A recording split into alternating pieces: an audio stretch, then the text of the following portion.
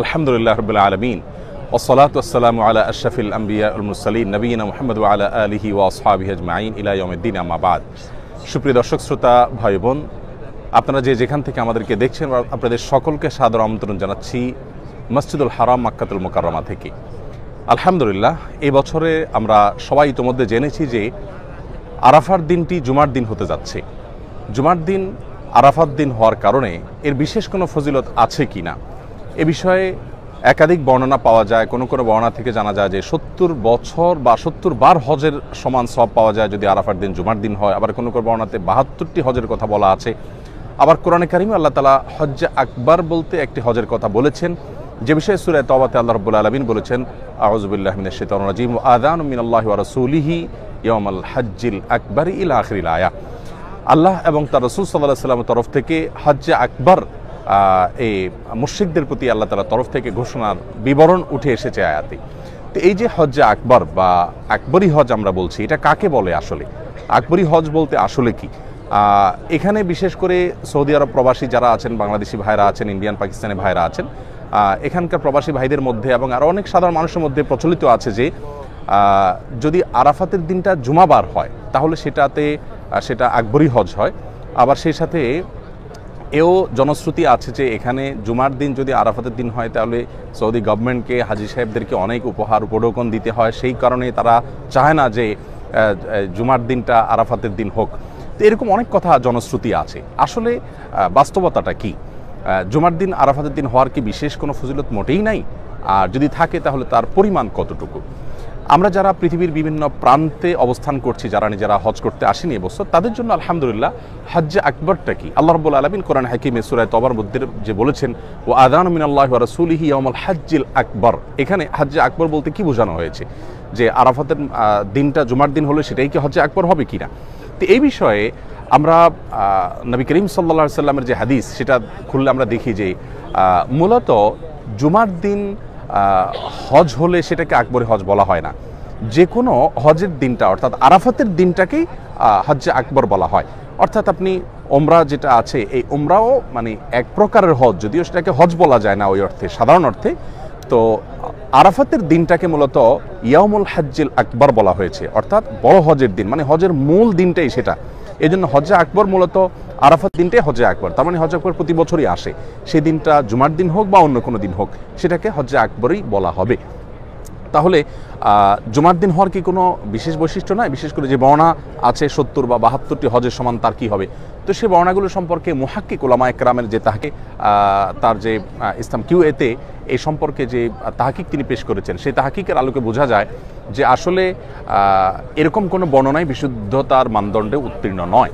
বরং হজ্জে আকবর যেটাকে বলা হচ্ছে সেটা তো আপনার সাধারণ অর্থে আপনার যে কোনো ইয়মুন নাহার বা যে কোনো ইয়মে আরাফা বা আরাফাতের দিনটাই হজ্জে আকবর, শুক্রবার সাথে কোনো সম্পর্ক নেই। আর যদি শুক্রবার হজ হয়ও তো এর সাথে ৭০ বা ৭২ হজের সওয়াব পাওয়ার কোনো সম্পর্ক নেই। নবী করিম সাল্লাল্লাহু আলাইহি সাল্লাম থেকে এরকম কোনো বর্ণনা পাওয়া যায় না। একটি বর্ণনা পাওয়া যায় লা আসলালাহ, এর কোনো ভিত্তি পাওয়া যায় না। অন্য একটা বর্ণনা পাওয়া যায় দাঈফ জিদ্দান, এটা কোনো সাবিত না আন রাসূলুল্লাহ সাল্লাল্লাহু আলাইহি সাল্লাম।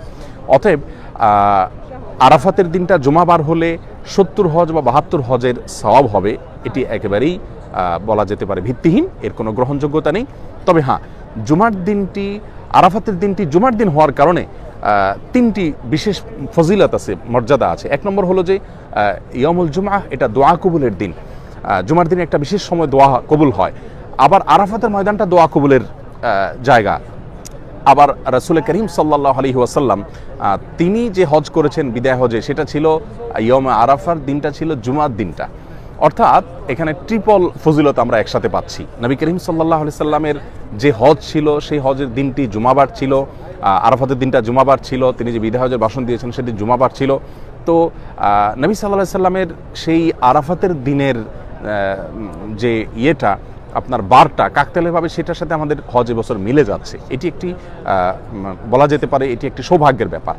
আরেকটি বিষয় হলো যে জুমার এই দিনটাতে দোয়া কবুল হয়, আবার আরাফাতের দিন দোয়া কবুল হয়, জুমার দিন আসরের পরে দোয়া কবুল হয়, মানে দোয়া কবুলের এতগুলো উপলক্ষ একসাথে হচ্ছে, এটা স্মরণকালের মানে বিরল ঘটনা বলা যেতে পারে। যতটুকু শুনেছি 2014 সাল বা তার কিছুটা আগে একবার হয়েছে, আর এবার হচ্ছে, আবার হয়তো কত বছর পরে আসবে সেটা আল্লাহ তাআলা ভালো জানেন। অতএব আমরা যারা আরাফাতের ময়দানে যাওয়ার সুযোগ পাবো তারা তো এবছরের দোয়া আমাদের জন্য একটা বিরাট সুবর্ণ সুযোগ। এমনিতে আমি প্রায় সময় বলার চেষ্টা করি যে আরাফাতের ময়দানের দোয়া গুলি মিস হলেও এটি হয় না।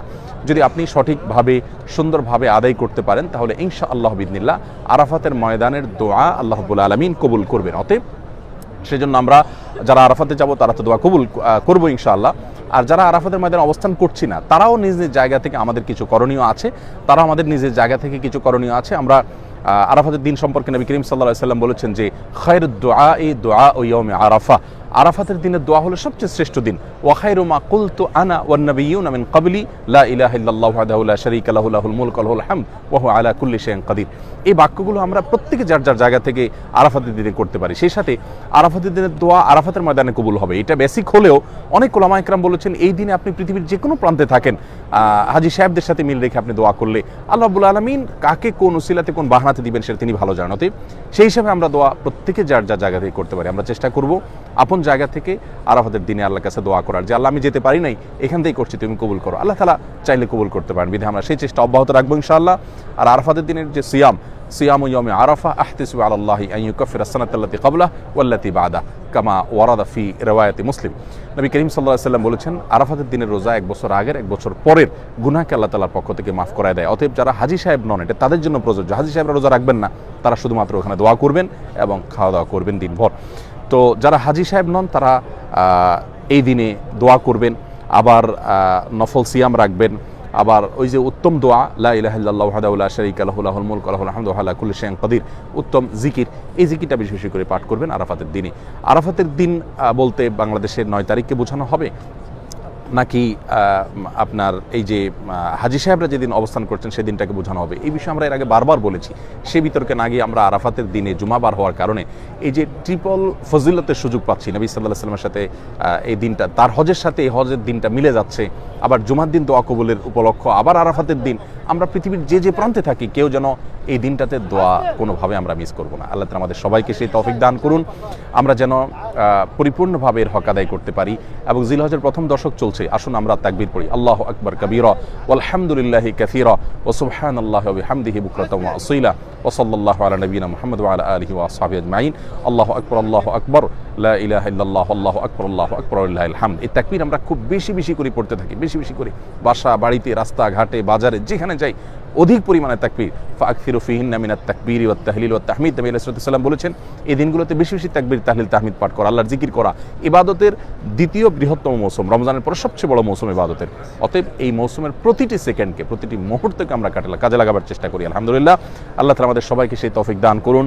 আমরা আরাফাতের ময়দান থেকে আসুন্নাহ ফাউন্ডেশনের হিতাকাঙ্ক্ষী, আসুন্নাহ ফাউন্ডেশনের ডোনার মেম্বার, লাইফ মেম্বার, স্বেচ্ছাসেবক এবং যতভাবে আমাদের সাথে সম্পৃক্ত আছেন সকলের জন্য আমি এখানকার ওমরাতে, হজে, সকল দোয়াতে আমি শামিল করি। আল্লাহ ফাউন্ডেশনের পরিবারের সবাইকে তুমি মাফ করে দাও, সবার উপর তুমি সন্তুষ্ট হও, সবার দুনিয়া আখিরাতের কল্যাণ দান করো। আমি প্রত্যেকটা দোয়া কবুলের জায়গায় দোয়া করি, ইনশাআল্লাহ এবারও করব।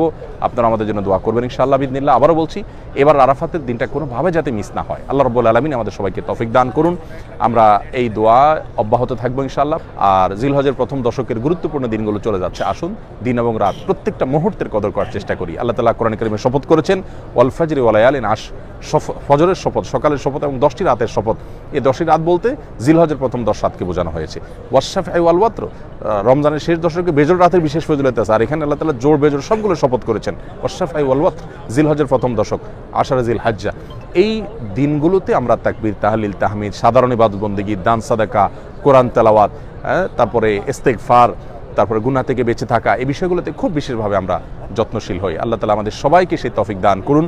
এবং আরাফাতের দিনের যে এই বছরের যে মানে বিশেষ করে যে সুযোগ তৈরি হয়েছে, ট্রিপল ফজিলতের যে মস্ত বড় সুযোগ আমাদের সামনে এসেছে, এই সুযোগটা যেন আমরা কেউ হাতছাড়া না করি। আমরা প্রত্যেকটা মানুষ চেষ্টা করি আরাফাতের দিন এবছর বিশেষভাবে দোয়ার জন্য মনোনিবেশ করতে। ঈদের আগ মুহূর্তে আমরা অনেক ব্যস্ত হয়ে পড়ি, কিন্তু আসুন প্লিজ আমাদের অন্য সমস্ত ব্যস্ততাকে সংকুচিত করে, আমরা অন্য সমস্ত ব্যস্ততাকে কমিয়ে এনে এবার আরাফাতের দিনটাতে খাসভাবে আল্লাহ তাআলার কাছে দোয়াতে মশগুল হই এবং দোয়া কবুলের যে শর্তগুলো আছে সেগুলো পূরণ করি। আল্লাহর কাছে হেদায়েতের দোয়া চাই এবং গোটা বিশ্ব নানা কারণে বলেন যে বিপর্যয়ের মুখোমুখি, আল্লাহ তাআলা যেন আমাদের প্রিয় দেশকে হেফাজতে রাখেন, মুসলিম ভূখণ্ডগুলোকে হেফাজত করেন, গোটা বিশ্বের মানুষকে হেফাজতে রাখেন। সেজন্য আমরা সবাই আল্লাহর কাছে দোয়া করব, সবাই যার যার জায়গা থেকে চেষ্টা করবো ইনশাআল্লাহ বিইذনিল্লাহ আমাদের দোয়ায় যেন আমাদের নিজেদেরকে, নিজেদের পরিবারকে এবং আপনাদের প্রিয় আসন্না ফাউন্ডেশনকে এবং আমাদের প্রিয় স্বদেশকে যেন আমরা সবাই শামিল রাখি। আল্লাহ তাআলা আমাদের সবাইকে যে বিপদ বা যে শঙ্কা, যে দুর্ভিক্ষ, যে অভাব, যে অনটন, তো এগুলো সবগুলোই আমাদের আল্লাহ তাআলার কাছে দোয়ার মাধ্যমে এই সব বিপদ থেকে মানে রক্ষার জন্য আমাদের সবার চেষ্টা করা উচিত, যেন বড় কোনো বিপর্যয় আমাদের দেশের উপর নেমে না আসে, যেটার ইতিমধ্যে নানা রকমের আলামত ইতিমধ্যে বোঝা যাচ্ছে, সেটা যেন না হয়। আমরা সেই চেষ্টা করবো ইনশাআল্লাহ। আল্লাহ তাআলা আমাদেরকে সেই তৌফিক দান করুন।